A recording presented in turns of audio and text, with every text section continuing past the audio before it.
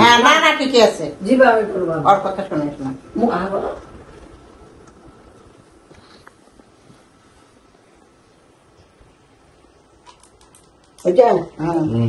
এখন দুধ কলাটা খাবে। দুধ কলাটা ওটা নষ্ট। Hi everyone, welcome back to my channel. আশা করছি তোমরা সবাই খুব খুব ভালো আছো। আজকের ভিডিওটা খুব স্পেশাল একটা ভিডিও আমার জন্যে। আশা করি তোমাদের দেখতে ভালো লাগবে। থাম্বনেল টাইটেল দেখে তোমরা হয়তো বুঝেই গেছো কিসের ভিডিও। এটা ছিল আমার 7 মাসের স্বাদ, 5 মাসেরও স্বাদ হয়েছে শ্বশুরবাড়িতে, যেটার ভিডিও আপাতত আমার ফোনে নেই, পরবর্তীতে আমি শেয়ার করব।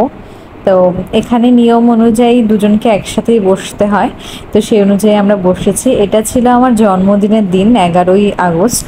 সেদিনে আমার 7 মাসের স্বাদ হয়েছিল। এই নিয়ম অনুযায়ী এখানে দুজনের কাঁসার থালাতে 7টা ফল, 7 রকমের মিষ্টি দেওয়া হয়েছে, আর দেওয়া হয় হচ্ছে ক্ষীর আর মুরকি, যেটা গুড় দিয়ে মুরকি করে সেটা দেওয়া হয় এখানে, আর জল দেওয়া হয়েছে। তারপরে কলা 1 ফানা, ওই যে কলা দেয়। তারপরে ঠাকুরের কাছে মানে দুধ পোড়া যেটা, সেটা করে আনা হয়েছে, ওটা দিয়েছে। আর এখানে কি আশীর্বাদ দিয়ে সব পাতে পাতে যে অল্প করে মুরকি দিবে আর ক্ষীর দিবে, ওটু খেতে হয় আর কি। তারপরে আশীর্বাদ করে তো সবাই টাকাও দেয়। যাই হোক, এখানে সবাই আশীর্বাদ দিল, আমার শ্বশুর শাশুড়ি, মাসি শাশুড়ি, আমার মা এসেছিল, তো সবাই করলো। যে সময় আমার 7 মাসের স্বাদ হয়, সেই সময় আশেপাশের পরিস্থিতি খুব একটা ভালো ছিল না, যার কারণে আমরা বাড়িতেই প্রোগ্রামটা করেছি। অন্যভাবে করার ইচ্ছে ছিল, অনেক কিছুই অ্যারেঞ্জমেন্ট ছিল, কিন্তু আসলে পরিস্থিতি সেরকমটা ছিল না, যার কারণে সেভাবে করে মানে করা হয়ে ওঠেনি আর কি। তো এই আর এখানে নিয়ম কি যে মানে যখন আশীর্বাদ সব কিছু হয়ে যাবে, তারপর সব ফল, এই যে দেখো আমি খাবো একটু একটু করে সব কিছু, মানে আগে আমাকে খেতে হয় অল্প অল্প করে, আর মুখের হা নাকি ছোট করে খেতে হয়। তারপর বাকি যারা বাচ্চা কাচ্চা থাকে, মানে যেমন আমার দেবররা ছিল, আরও ছোটো ছোটো বাচ্চা, সবার সাথে শেয়ার করে খাওয়া যাবে, বাকি বড়রা খেতে পারবে না, বাকি সবাই খেতে পারবে। তো সবাইকে দিয়ে দিয়ে আমরা খাচ্ছিলাম। আর এখানে একটা জিনিস নোটিস করেছো যে আমার সিঁদুর দেওয়াটা, এভাবে নাকি সিঁদুর দিতে হয়। আর এখানে ওদের নিয়ম অনুযায়ী ভাত বাড়িয়ে দেয় না, তো আমাকে একটু সাজিয়ে দিয়েছিল। এখানে ভাত ছিল, ডাল, মাছ, একটা তরকারি, ভাজা ছিল। যেহেতু ওদের নিয়ম নেই যে ভাত বাড়িয়ে দেয়, তাই এমনিই দিয়েছে। প্রথমেই তো বললাম স্বাদের দিনে আমার জন্মদিন ছিল, তাই প্রমি এসেছিল পরে বিকেলের দিকে আমাকে সারপ্রাইজ করতে। দেখো ফুল গিফট নিয়ে এসেছে, একটু বাদে তোমাদেরকে সবটাই আমি দেখাচ্ছি। আমি ঘুমিয়েছিলাম। বার্থডে গার্ল রেডি হচ্ছে, আমরা কখন থেকে বসে আছি।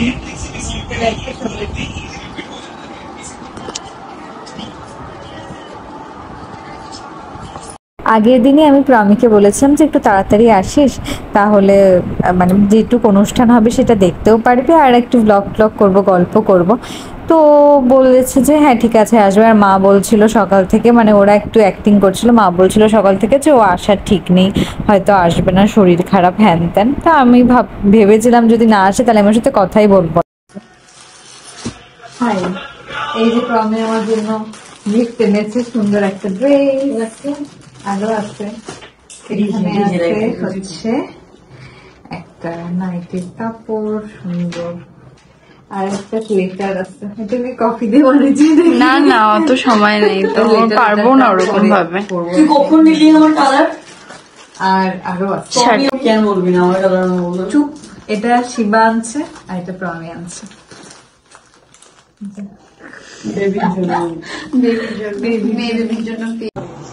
এই যে এখানে আমার জন্য অথই ফুল নিয়ে এসছে,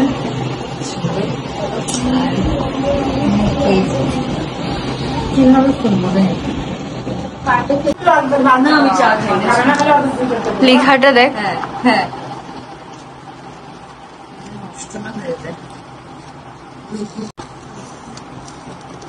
10 GB ফ্রি, 100 টাকায় 10 GB দিদি, 100 টাকায় 10 GB ফ্রি।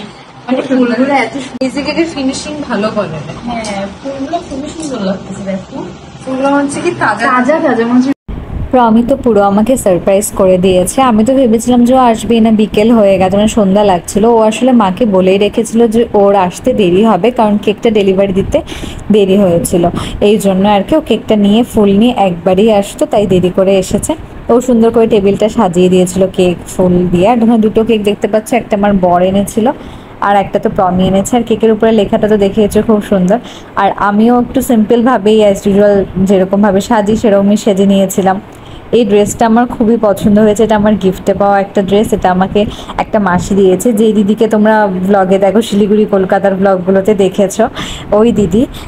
তো মারা যখন শিলিগুড়ি গেছিলো তখনই পাঠিয়ে দিয়েছিল। এখানে আমি কেক কেটে নিলাম। আর কেক কাটতে বার্থডে দিন কার না ভালো লাগে বলো। তারপর সবাইকে আমি কেক খাইয়েও দিলাম।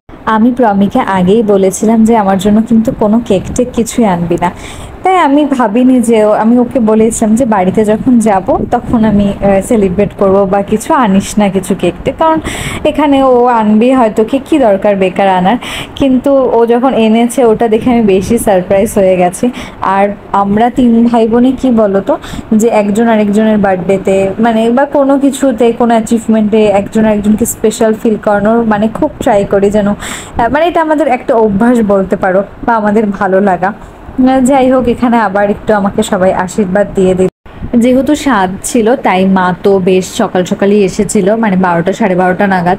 অনেকক্ষণ ছিল, মার সাথে অনেকটা টাইম স্পেন্ড করতে পেরেছিলাম, বার্থডে বলে কথা ছিল, তাই মনটা ভালোই ছিল। কিন্তু তারপর ওরা চলে যাওয়ার পর সামহাও মনটা খারাপ হয়ে যায়। আর আমি লেটার টাইম পড়তে বসি, ফ্রেশ হয়ে দরজা লাগে। যখন লেটার পড়ছিলাম তখন আমি আরও মানে পুরো কেঁদে ফেলি এরকম। যেহেতু সামনে ছিল না, তো হয়তো সামনে থাকলে এরকম এতটা কাঁদতাম না, কিন্তু যেহেতু ওরা চলে গেছে তাই আমি পুরো ইমোশনাল হয়ে গেছে। আর এমনি আমি ইমোশনাল ফুল। আর কি বলবো, এই ছোট ছোট জিনিসগুলো এত আনন্দ দেয়, এত ভালো লাগার বিষয়। যাই হোক, আর কিছু বলতে পারছি না। কেমন লাগলো আজকের ব্লগটা অবশ্যই জানিও। টাটা।